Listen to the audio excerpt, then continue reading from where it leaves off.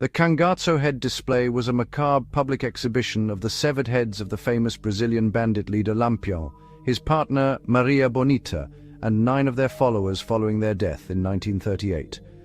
This event marked the symbolic end of the Cangaco era of social banditry in the Brazilian northeast. The ambush and decapitation on July 28, 1938, a police unit known as Volantes ambushed the gang at their hideout in Cangaco, Sergipe, after being tipped off by a traitor.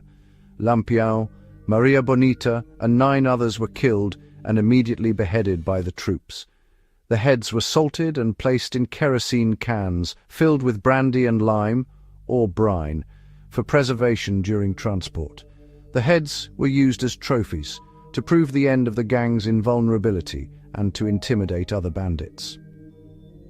The heads were first displayed on the steps of the city hall in Piranhas, Alagoas, and then paraded through various towns in the northeast. They were sent to the State Forensic Institute in Salvador, Bahia, where they were autopsied by Dr. José Lages Filho.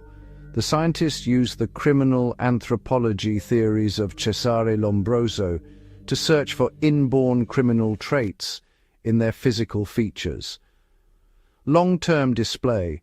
For decades, the heads remained on public display at the Museum of the Faculty of Medicine and later, the Nina Rodriguez Museum in Salvador. After a long legal and public pressure campaign by the families of the deceased to stop the macabre exhibit, a law was enacted in 1965 to allow for their burial.